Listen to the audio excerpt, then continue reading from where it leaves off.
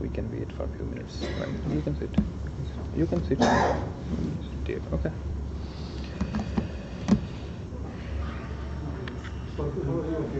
I just want to pivot. It's great, yeah.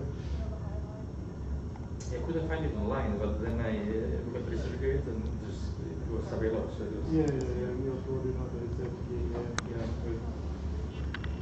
So this one part of this paper is there. okay. There are 3 parts, so one part is One day, so it's like three papers. 3 papers. The one is not yet, but It's getting there. I'll show the results. Always. It's the process always. What's in St. John's so far for you? Sorry? How is the experience at St. John's so far? So for 3-4 months is that so we need to establish research Yeah. Yeah. It's I think so you're working I guess from data you had collected before. I will explain it. We get some slides up there.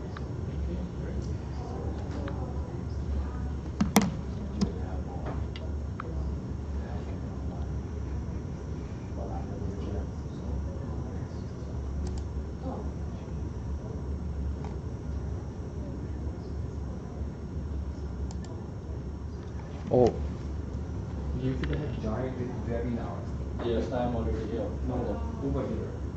Yeah, I'm also over here. This is my. This is the webinar. Yeah, this right? is my webinar. Yes. I mean, people are attending here.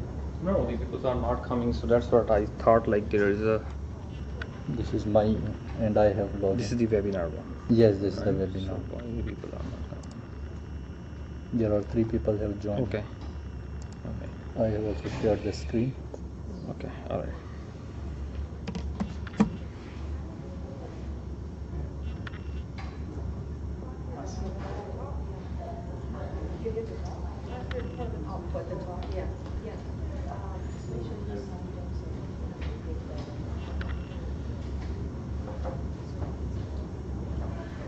So I think we should start. So there are few people are joining on WebEx, but I think they will join. Good afternoon. Thank you for being here. And I see the people are joining on WebEx. So let me introduce our speaker for today is Dr. Nadeem Iqbal. He's a Fulbright scholar at St. John's University. And he's expert in the field of neuromechanical signaling. So today he will present his work about intent-based recognition for amputee using neuromechanical signals based parallel model in healthcare. Please welcome, help me welcoming to Dr. Nadeem Iqbal to the stage. We will take the questions at the end. Nadeem Iqbal.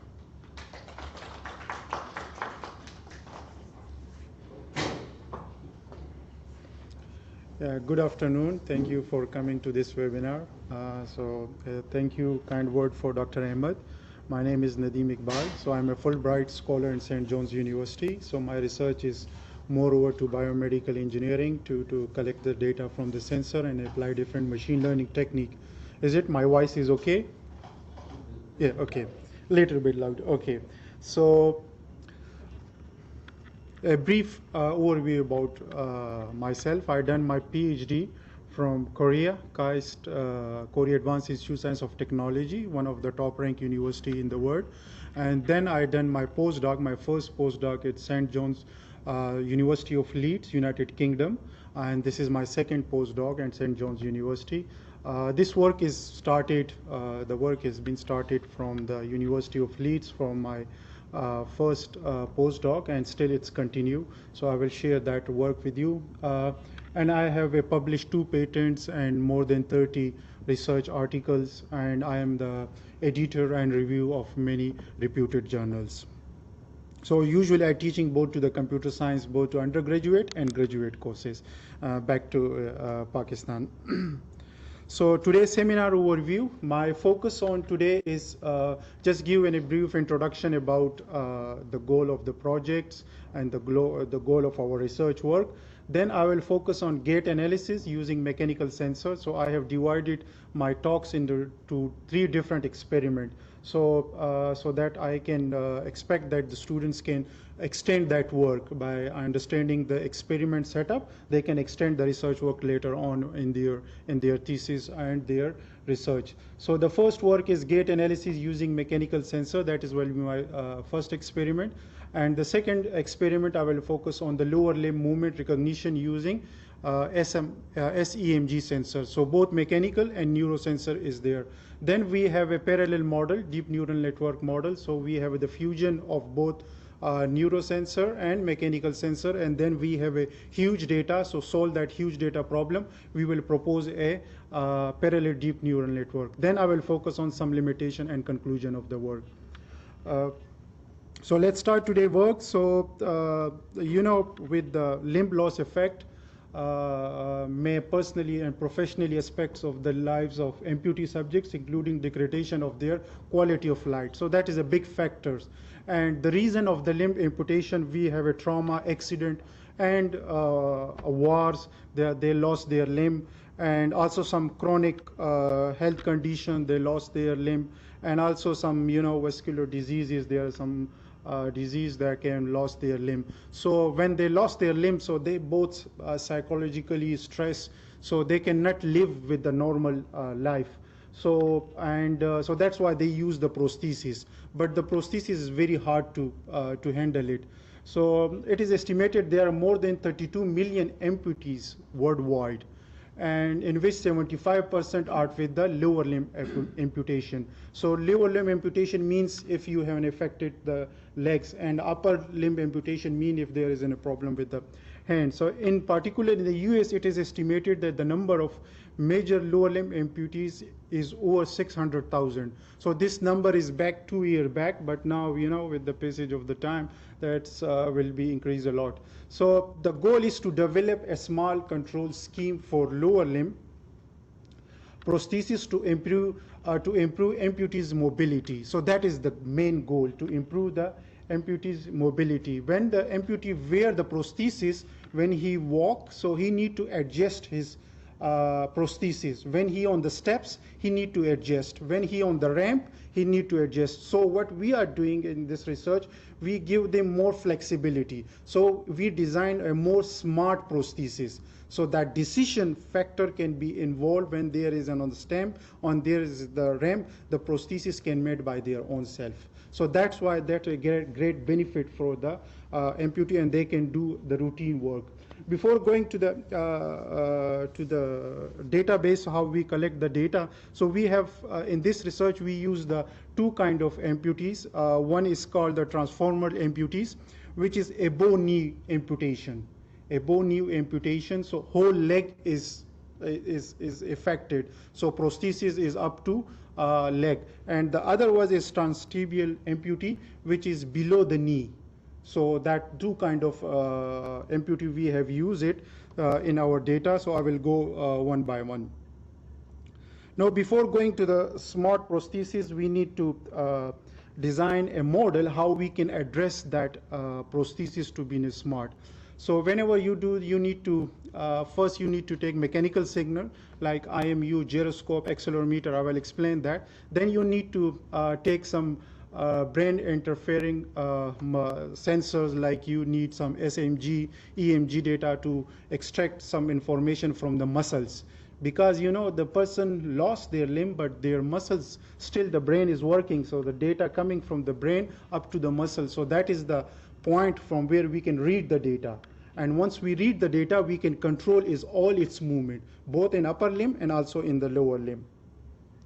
So in order to design a smart prosthesis, we have a three level of control, which we call it a lower level. Lower levels means you need to control some ankle motor and some hip motor, so you need to control that one. On mid-level we call it is gait event detection. When the person walk, right, so there is a different gait events. I will discuss that coming on the events, like initially contact, when the foot initially contact the floor, then heel off, then swing phase, then stun phase. We need to detect all these tests. What we call it is a middle level control. Then the important one, build up on these, is a high level control. So in the high level control, we call activity recognition. Activities such as walking is an activity, sitting is an activity, standing is an activity, ramp ascending is an activity, ramp descending is an activity. So we need to recognize that. So our goal is to first design the gait events such as swing phase, stun phase, initially contacts, heel off. So we need to properly make a system by using mechanical sensor to detect these events. Then on the basis of that, we need to detect the activity recognition. Activities, I mean walking, slow, fast, medium walking, so we need to do that. Now come towards the data collection using variable sensor.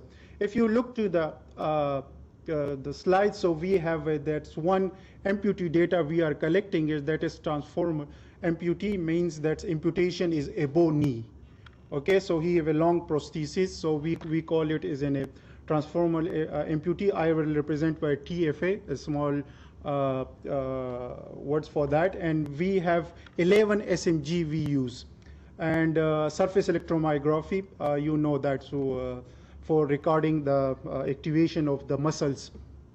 Sensor placed at 11 lower limb muscles. So these muscles can be all around the leg, and these muscle is identified by the proper doctors, and we have, according to their guidelines, we put the SMG sensor there to record the activation of the muscle.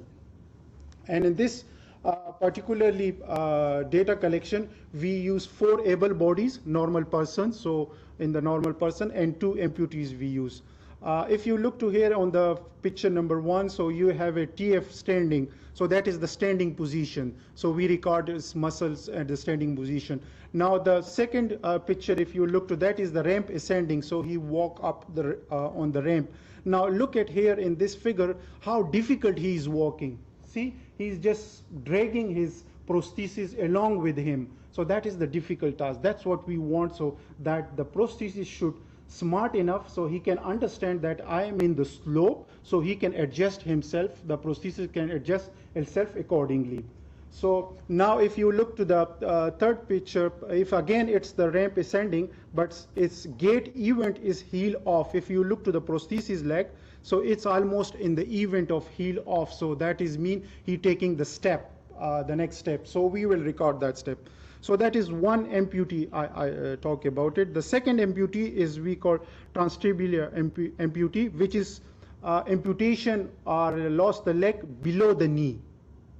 That is, it's an interesting relation I will show you at the end, that which one is close to the, which one walking pattern is close towards the normal walking pattern. So if you look to this amputee, we have in a walking state in the picture 1, and in the second we have ramp ascending, and the third we have ramp descending. So these 2 amputees we record with all the activity recognition. This is not only ramp ascending, ramp descending, we have sit, stand, walking slowly, walking normal. So we record all the activities. This is the normal person activities, able body, which I will call it as an able body. And if you look to here in this recording, if you have seen it, we have 4 pictures. That is the transition. So transition phase. So from transition from one activity to another activity. For instance, in this case, he is going to sit on the table. So that is from stand position to the sit position. So transition is actually from one activity to another activity, that is from standing activity to sit activity. That is a very small amount of the data. So that's why our transition results will be, little bit, not that much good enough compared to the steady state. So we have, I will explain further, there are 2 states which we call steady state and the transition state. So in this case, my focus was to show you the steady states, which is a very important part whenever you design some activity recognition method. So now come towards my first experiment, which I call a middle level model for the smart prosthesis, which we design and identify the events in the human gait. So what is gait first? The gait refers to the manner in which person walk. So we call it a gait. So human gait can be categorized into two different phases. We call it our events, different events, due to its cyclic nature, because it repeats when you walk. So the same pattern, the same cycle repeat after when you are walking. So actually we have two gait is further divided into stance phase, and we have a swing phase. Okay, so let me show with this one. So when you walk here, sorry for all the online audience. So when you walk, right, so your heel will come first. That is we call initial contact of the leg with the floor, right? Then we have a mid swing, right, full flat mid swing. Then we have toe off. So that's all the process is mentioned this one, and that is further divided into phases, which is called swing phase and the stance phase. Swing phase occurs when the foot is in the contact with the ground.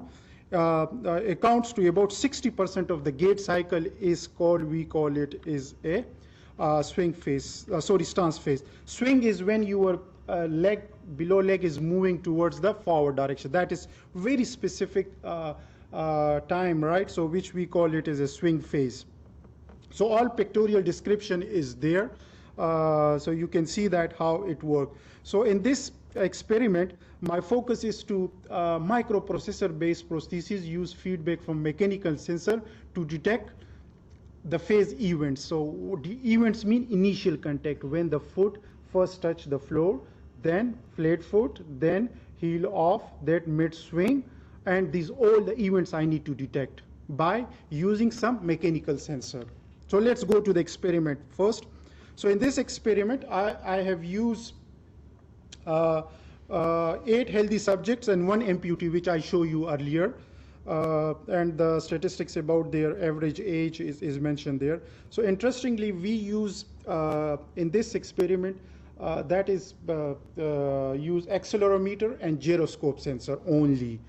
So gyroscope is sensor used for measuring the orientation in the objects.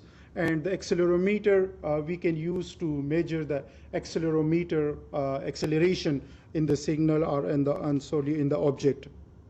So we placed it in a particular location on both on the able bodies and also on the amputee subjects, and we asked them to perform different activity like level ground walking, normal, fast, ramp ascending and ramp descending.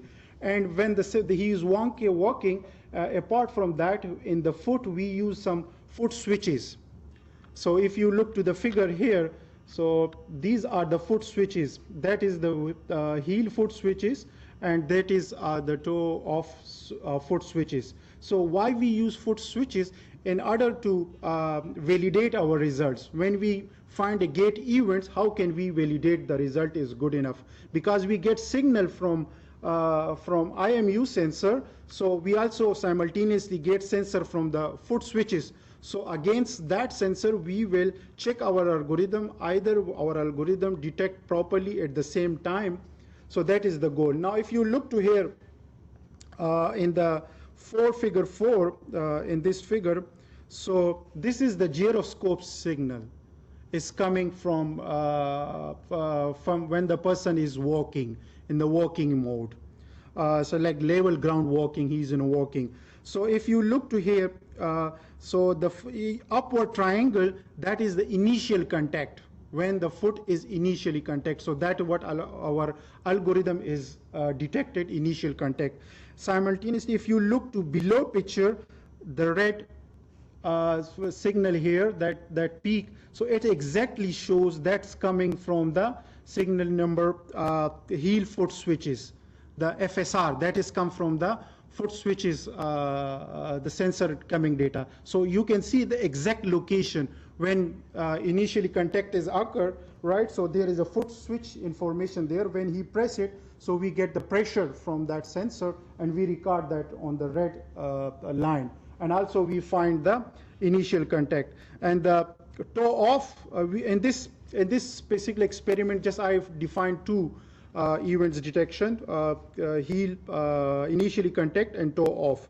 And the green one is put it on the toe FSR, right? So when we detect the toe off, so it shows we can validate it from the green signal. So if you can see the red upper triangle and the green is downward triangle, so we can excellently detect the events of the gate. So from the signal is data coming and we are detecting the event. So that is the great news. That is the first news for our prosthesis. So when he walk, right, and we can detect the gate event. Later on, nowadays, people use for moreover research using Parkinson, detection of Parkinson using gate events. So they find, different abnormal gait, normal gait, and they observe, right, so the person is a Parkinson or abnormal gait. So they use this technology.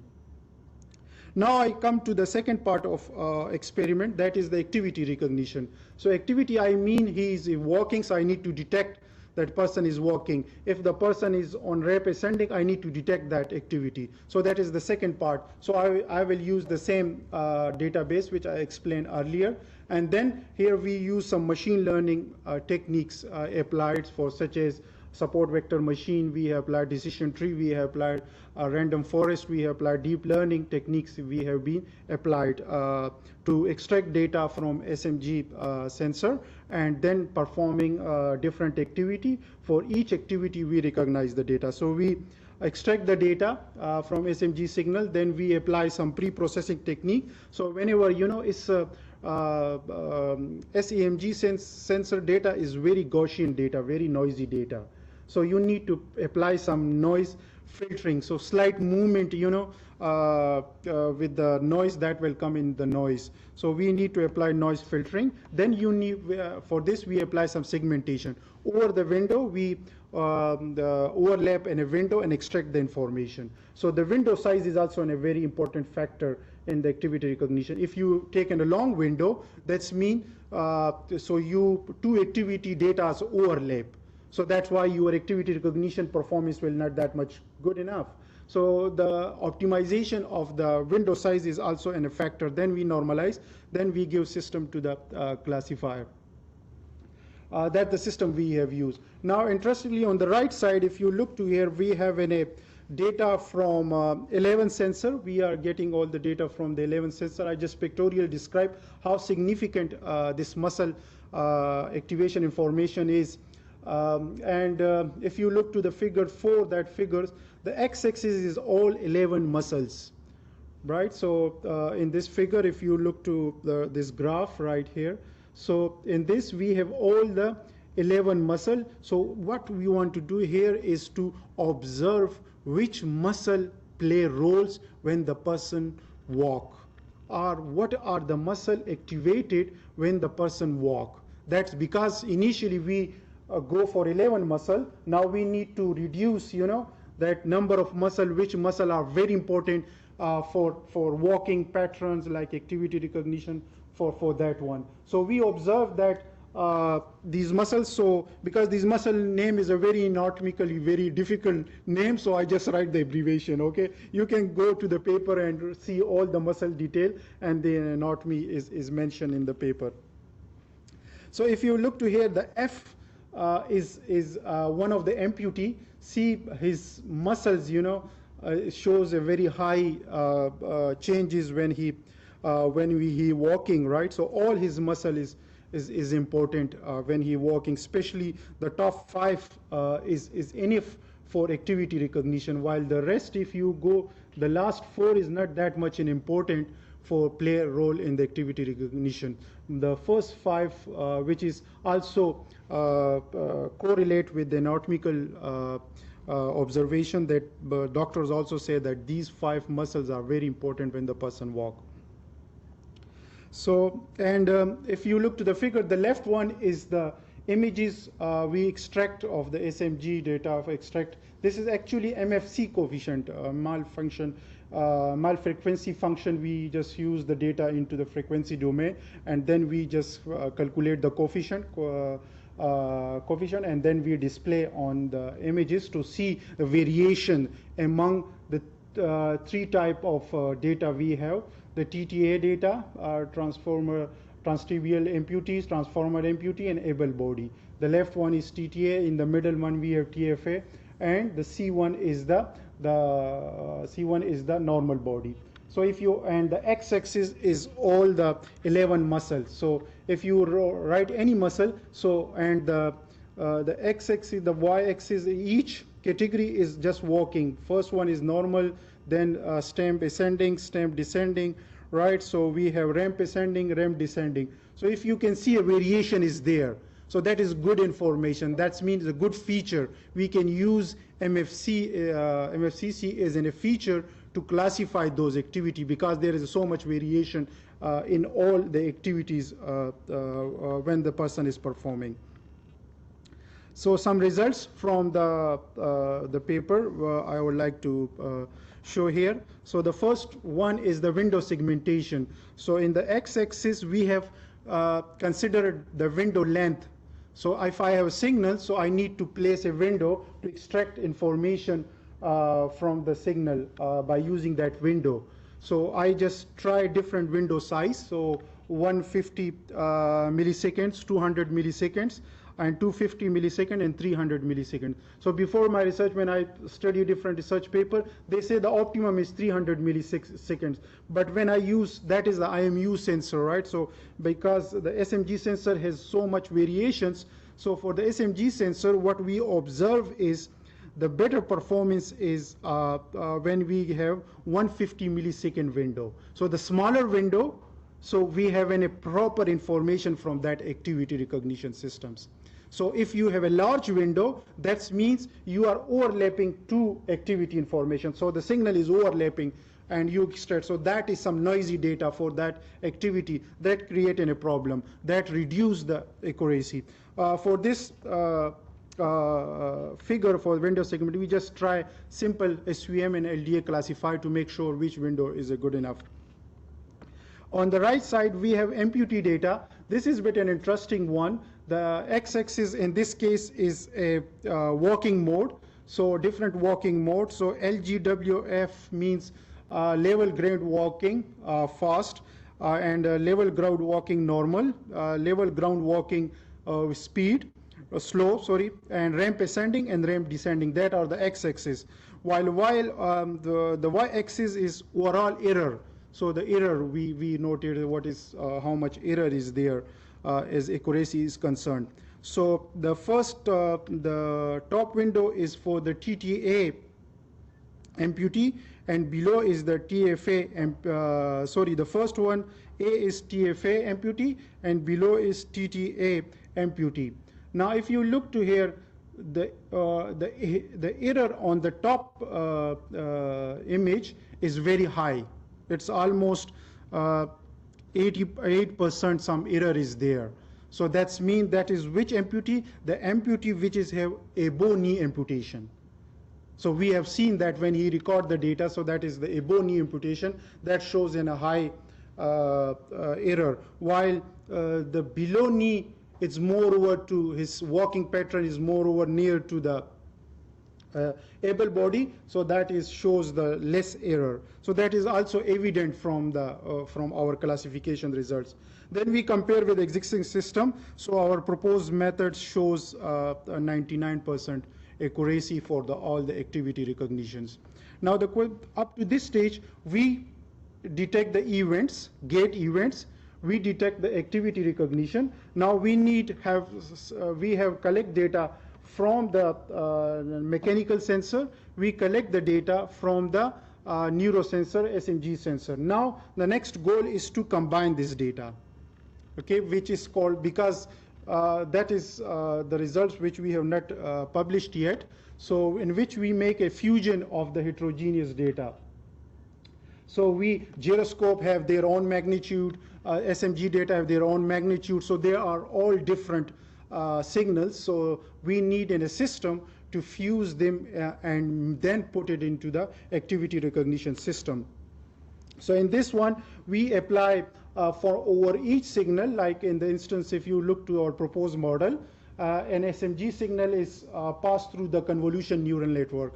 So why we use a convolution neural network? So if we use a simple machine learning algorithm, we need to extract features. Our window size apply to extract feature. The feature, then you apply some variance, mean, standard deviation, and then use that features to give to the classifier. So we want to avoid that window size, we want to avoid that features. So instead of that, we put it a convolution neural network instead in front of the SMG signals. Though we have some use some filters, optimize the filters, then we use some pooling, right? And then we use 3-layer convolutions. The same things goes for the gyroscope signal and the accelerometer. So in the first stage, we apply SMG CNN, convolution neural network, or on single SMG signal and record the result. Then we individually apply on the gyroscope and CNN and record the result. Then we have applied on accelerometer data and record the result of the output of the CNN.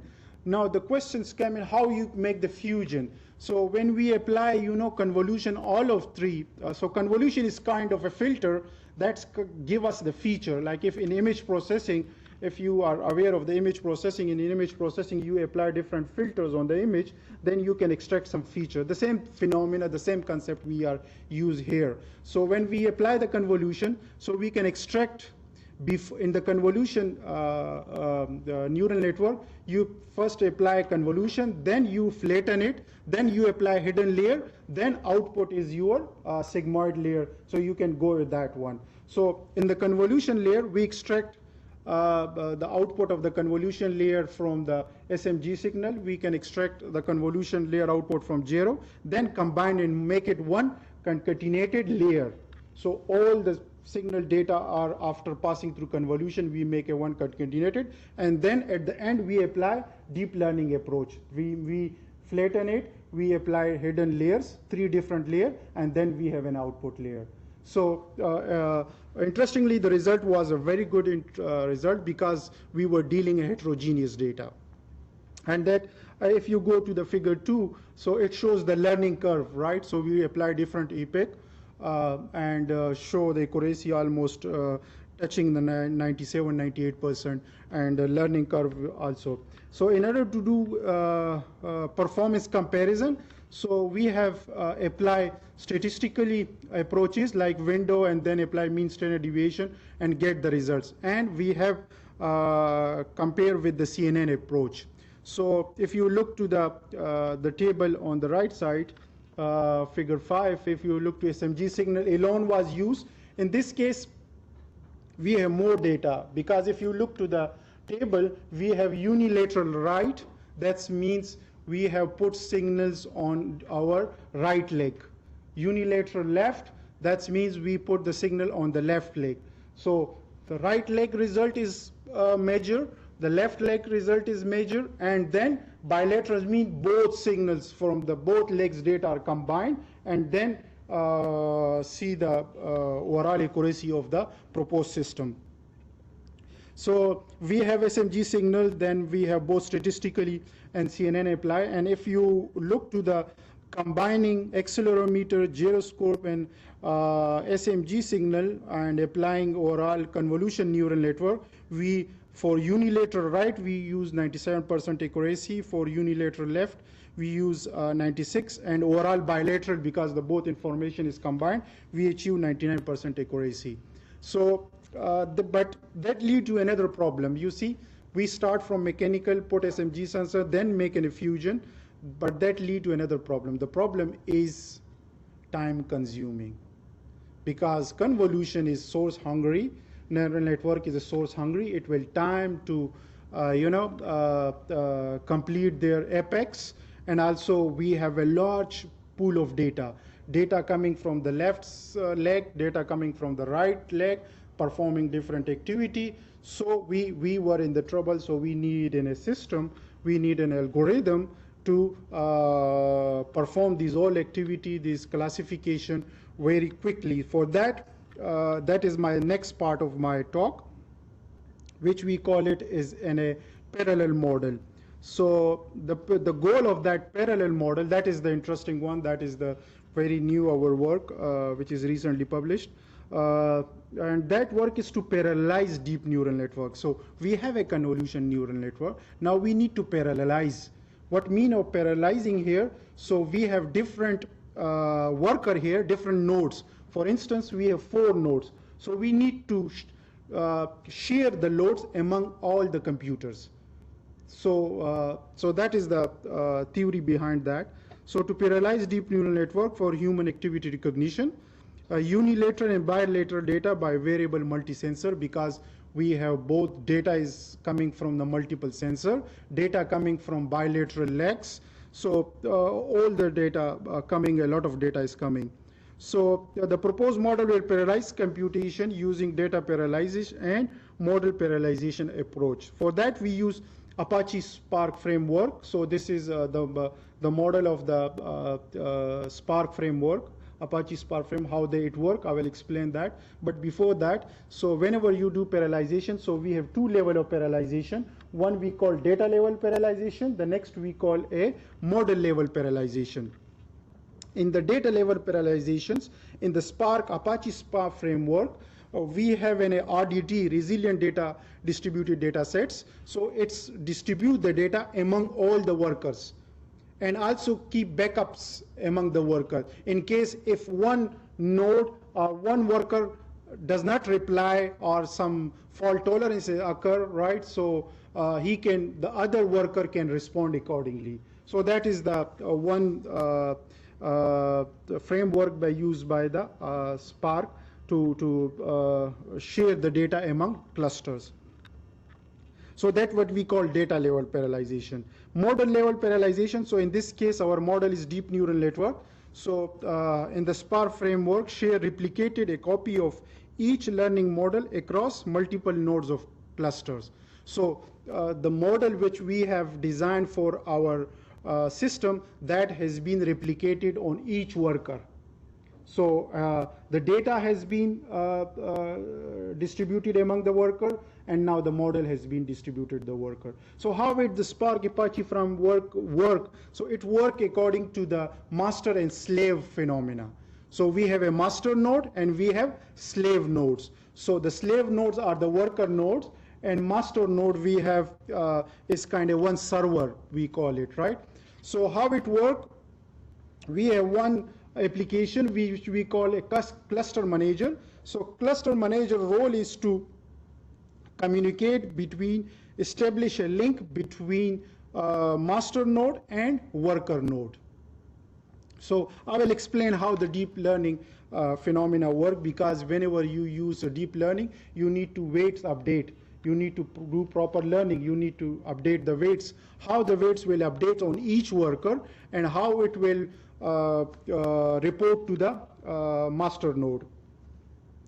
So in this case, in this experiment, we use a single different node. So the node specification are given on the left, table 1.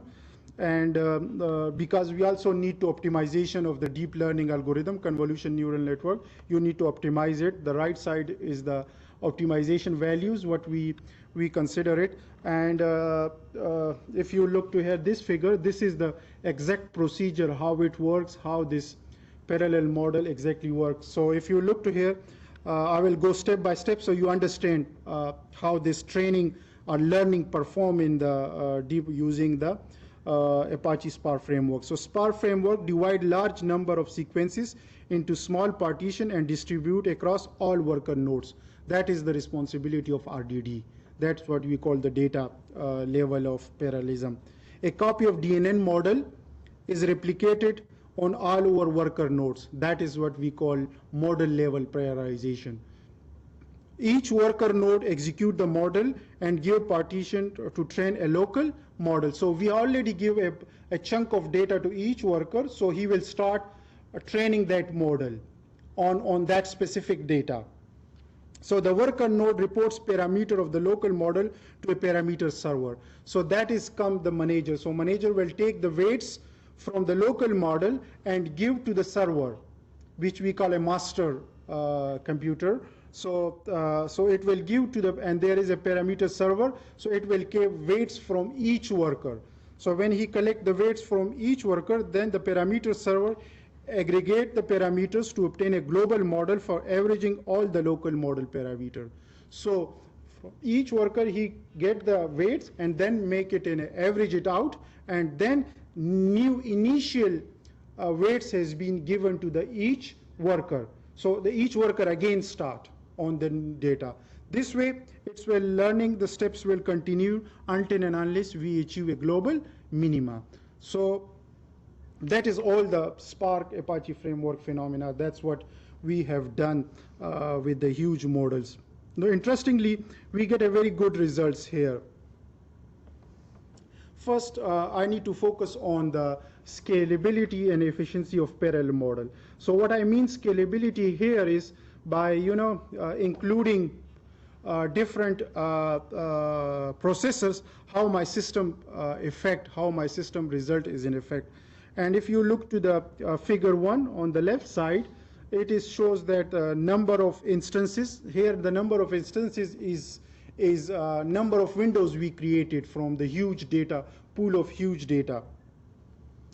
And the red shows the parallel execution time, parallel deep neural execution time. This one is the parallel one. So on the number of instances we get, so we get around about 100K instances. That's much data. So you can increase the data, but for this experiment, we just use 10K, 40K, and we use 50K, and then we up to 100K data we have used it. And if you, in comparison, if you sequential, so sequential getting too much time. As the data is going large, 50K of instances, the data is too large, it takes too much time. Execution time is giving on the y-axis. On the right side, so it shows that execution time of parallel approach was compared with execution time of sequential approach using different number of instances. So the parallel approach worked very quickly compared to the sequential one. In the second figure, if you look to the scalability, I need to analyze the scalability on the parallel architecture. The scalability of parallel algorithm is measure of its capacity of effective utilize increasing number of process. So if you look at here, if I have two process, the x-axis is the number of process, and the y-axis is actually the execution time. So if you look to here, if I utilize all my 4 nodes, so the huge data are reducing. If I use one node, execution time of the data is so high. When I use second node, so it's reducing.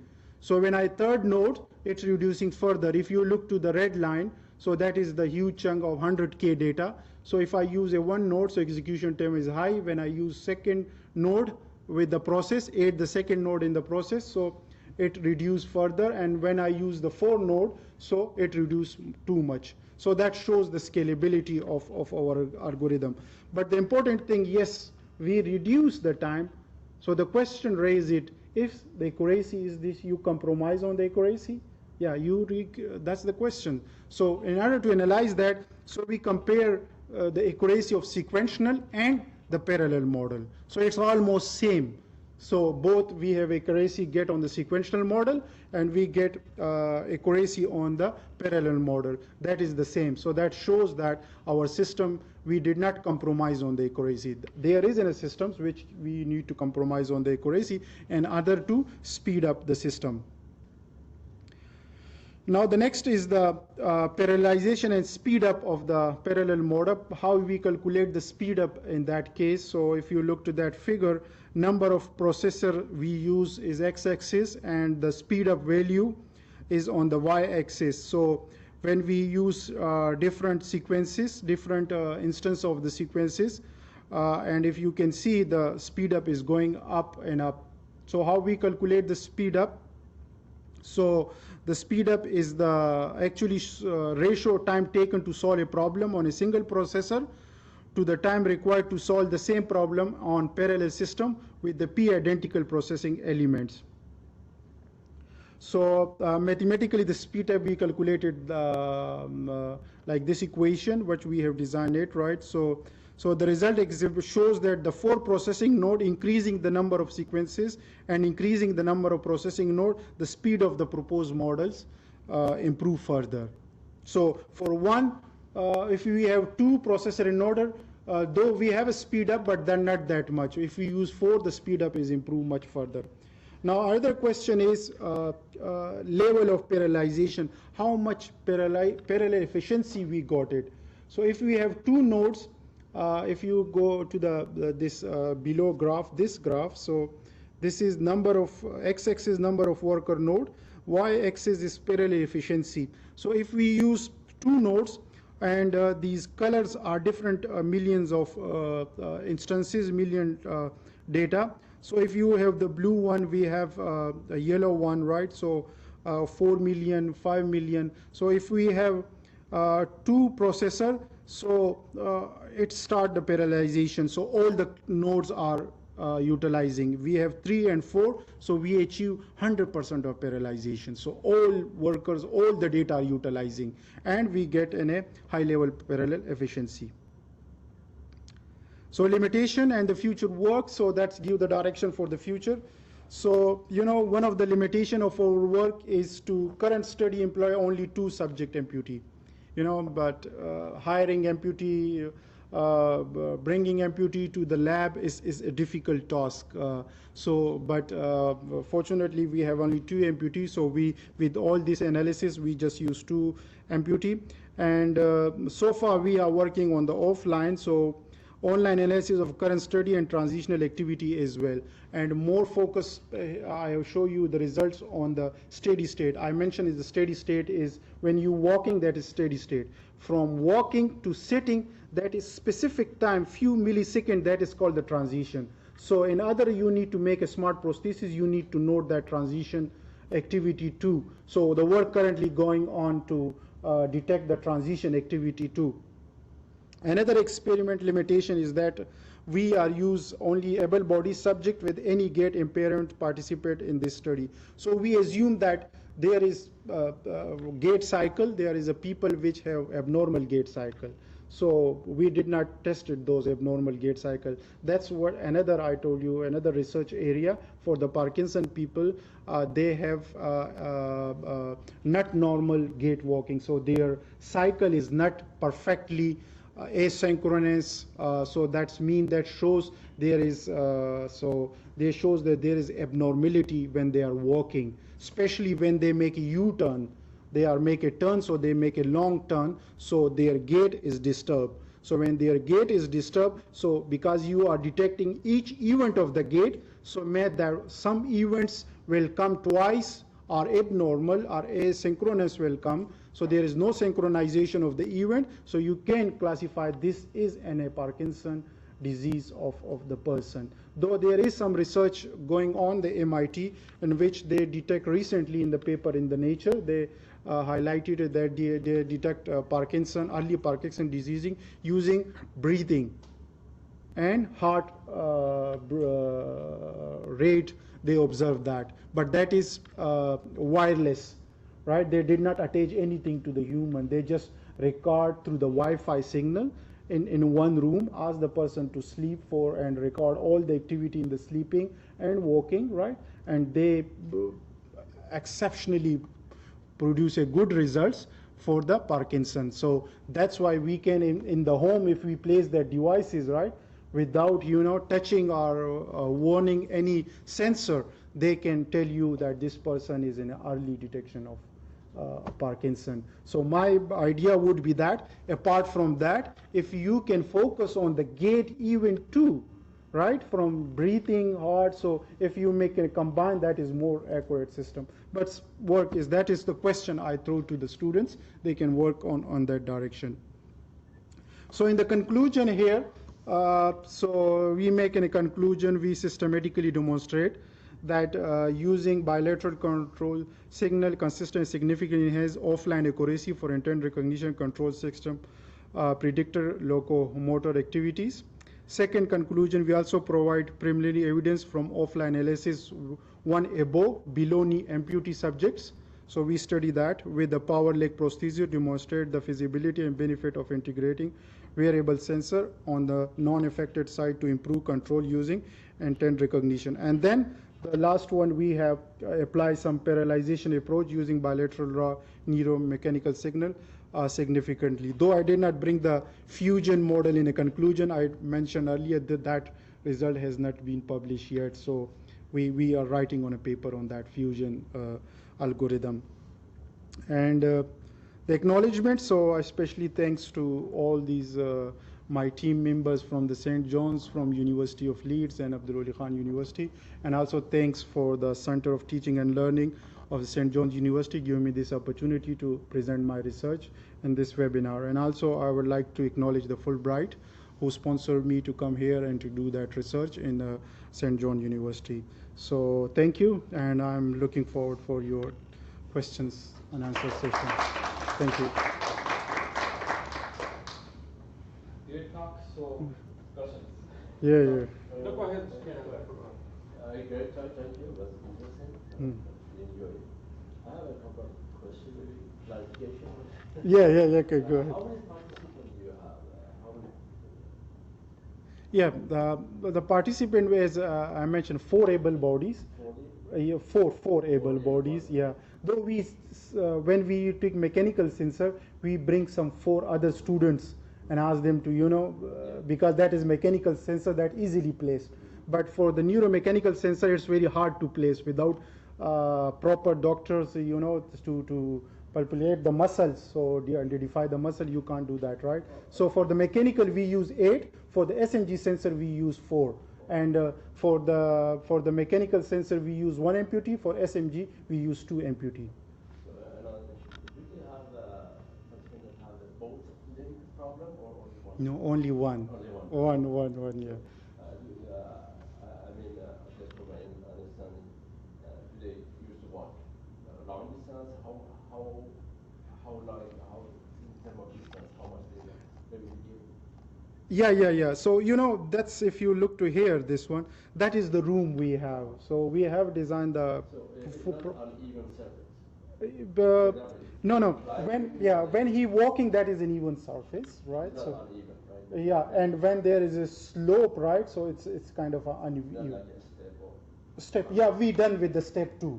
So we asked them to, we have in the labs in the University of Leeds, so we have a step, so we asked them to go up on the step and come down. So step descending and step ascending. No, it's not that much complicated. It's a very easy step, so yeah, so it's a very easy step. So that's the initial finding, right? So yeah, I understand what you are pointing about it. Another thing, so they walk the same speed or they different speed? Or Yeah, that's another good question. So the walking mode, we divided the walking mode into 3 categories. Walking normal, like the normal, he walks usually, whatever. And then we asked him to a little bit slow from the normal. So, and then we asked them to little bit fast from the normal. They usually walk together or separate? Separate, so we record each day 1 person, right? And 3 times we ask them, right? So to make sure that we have proper result, 5 times, 3 times. But these prostheses, the amputee tides very quickly, so we need to deal him very carefully. And my last question, I promise. What do you, from your research, what do you think, how many nodes do you need for parallelism? How many nodes are efficient? Sorry, I did not. How many nodes are efficient for Parallelism, oh, big million question. 4, Yeah, I use 4 nodes, yeah. do you know how many nodes? If Yeah. increase the node, probably going to make so good of nodes. Yeah, it's it's depend. If you in huge data and you have a good budget, you can buy more nodes, right? Yeah, more nodes is better, right? So as I mentioned it in one of the scalability problem, right? So you adding the nodes, that well your speed up is improving much better. That's what is all about it. So that means there will be, because we have only 4 nodes. What we expect is will be certain number of nodes. After that, the speed up will not change that much. So for that, let us assume maybe 6 nodes, because the problem is not that much, complex. So it will be 4 or 5 nodes is enough in our case. Use those classification activities or just activities or different? For machine learnings, we use the activity recognitions. Activity recognition. So again, I'm leaving one question for research again. So for the activity recognition, we just extract the raw signal and apply some pre-processing. Instead of the raw signal, you can first detect the initial contacts. On the basis of that initial contact, you can classify activity recognition. So that will be another new work. I remember you mentioned different type of muscles because different activities. Mhm. But do you know in advance or you detect it during the activity? Yeah, actually, we ask the subject, right? So in advance, we ask them to because we ask them to we not go for that 5 activity. Though we have sit and stand activity, right? So we did not consider that yet, right? And apart from that, which I did not bring the research in the that we use different prostheses because every company have their own prostheses. They use different materials, different control systems. Yeah, so. Different type of muscles that you said in the body is good for different type of activities. And do you know?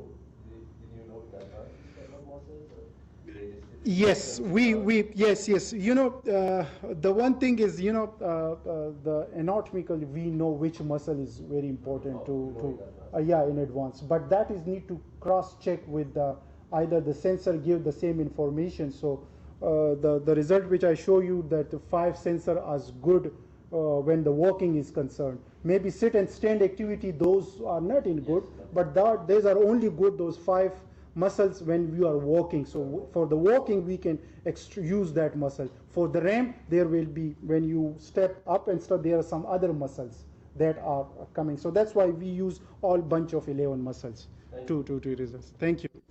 So people on WebEx, people on WebEx, if you have any question, please ask. You can write your question or you can turn on your mic and ask. Actually, Professor, I have 2 questions. Yes. So the first question is, there will people are doing pre-processing after splitting the data, so which automatically improve the computational process of the model. Why you don't do pre-processing before splitting the data? I see. Okay, you means like we get the data, then we divide it into training data. Pre-processing. Yeah. Which automatically increase the computational process of the model. Yeah. Whenever you take the data, so you need to apply a pre-processing. Yes. Yeah, and then split the data into training and test data. That is one way. Or you further, you know, apply train and test and then apply the pre-processing. Both things is more over the same phenomena, right? So you need to apply the pre-processing. Here the pre-processing I mean is the signal is not that the signal which I show is a very clean signal, because I use different noise filters to remove all the noise and make it as a clean signal, right? So you need to apply some, what he mentioned it, the process. Another question is about the window size. So how you are considering the window size of the data and how you are preparing that window size? Yeah, so that's again, it's a very good question regarding to the classification of the activity. When you apply a window on the signal, so if you take in a bigger window, that means the 2 activities are overlap. Your data have one activity data and some of start of other activity data. So that start of other activity is just kind of a noise. So you need an optimum window size for your problem. So in our case, what we observed, we have 150 millisecond data is enough to classify the activities properly. So I have a couple of questions regarding essentially how you estimate the generalization error of the classifiers to make sure that you are modeling the generalizers in new subjects and new data. And so my understanding is that you have the electromyogram is a time series, you break it into windows, right? Yes. So are those windows overlapping? Yes. So there is a correlation between samples when you are learning. Right? Yes. So when you, how do you calculate the generalization error on that front to avoid? Because if you train on a window and then you test on the one next to it, then essentially you are passing the data. What we did is that's a very good question related. We did not use the overlapping window. We just right? So we use one window, extract all the information, then we use another window information. Different time. Yeah, different times. Yeah, yes, Okay, sir. for training and testing. Yeah, like this. yeah, yeah. And my second question, when you doing generalization error, did you leave one subject out, or you just use all the subjects and you record because once you keep subject in, essentially some data about the subject are propagated to the testing phase, so did you control for the... Yeah. That's again. You have an issue with EEG as well, that's why I'm asking. So a lot of people put all the subjects together and then, yeah. Yeah, good question. For the amputee, we have very limited options. you have to- So we have K-fold, and we divided some of part of his data as a training and some of his test data. For the able bodies, as I mentioned, for the IMU cases, we have 8 subjects, and we ask more other students because our device is so simple devices, right? So we have put some data as only for test data. Not, you can call it as independent data. We did not use for the training data. That is the for Different subjects completely? different subjects. Yeah, different subject, different time, different day, different everything. Yeah, but not for the amputee case. Not for them. Yeah. So that's something to control, I guess, Yeah. because it, to some degree it's... Yeah, something. And about the features, my last question. So you mentioned about convolutional neural networks. So I think at the beginning you mentioned you're passing the spectrogram to the network or directly to the temporal signal? Yeah, we have tried many feature extraction techniques. So we try bispectrum, we have MFCC, right? We have some statistical information, right? Mean standard deviations, and we have some convolution neural network. So we try all of them. And in the case of the CNN specifically, yeah. Yes, so the input to the CNN is what in terms of Raw signal, no, temporal signal. yeah, temporal It's not signal. spectrogram. No spectrogram. That's what we expect. So the spectrogram is one kind of a feature extraction, right? What we are expecting that. So we want to see, like I did not focus here. This one, this one features coming from the convolution. Right from the convolution hidden layer. So that is steady level ground walking. So if you can see, right, the steady state features. So these features are different, right? So this is straight away we extract the weights information on the after the convolution, right? So filters here. Because you have a multivariate signal, you have 11 sensors, you have a temporal signal with 11 inputs, right? So Yeah. do you pass, I would imagine you pass it as a kind of snapshot of the time window and you pass it as a matrix, or is it... We has 11 signals, right? So we place the window on that 11 and extract all the information. Okay. Right, and then from the gyroscope we extract that information from, and then later on for one of the result we concatenated it. But to concatenate it, they have different magnitude, that is creating a problem, right? So variation. So what we did it, we put it each in front of each of them. We put convolution neural net. After the convolution, we extract the last layer, what you can say the last layer of convolution, which is forward to the flatten. When after that you flatten the convolution, right? So we extract that one, yeah. I understand that part. I'm trying to, is it one big convolution for every time series, or is it a special temporal kind of convolution? It's a kind of special, you can say. We did not use one dimension convolution, right? So we use 2 dimension convolution. So the second dimension will be a space, the sensors. Yeah. So you're averaging over sensors and you're averaging over time. Yes. Okay, all right. Yeah. So I think you can ask your questions after we are also running the time. So a quick announcement. So quick announcement before we conclude. So we have our, as Dr. Nadeem mentioned, so this lecture was about like the censoring. So we have a lot of wires. So our upcoming speakers will be from Coventry University, United Kingdom, and he will speak about radio frequency sensing for in-home healthcare application. So like from the fall detections to the other, but using the radio frequency signals.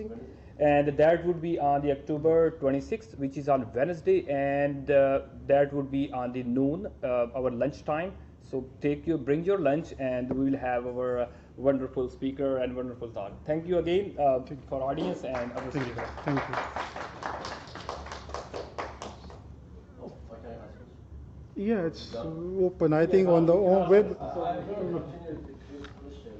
Since you have a situation data and it's time sensitive, did you apply temporal analysis? Temporal? Yeah, temporal analysis data. I did not get the question.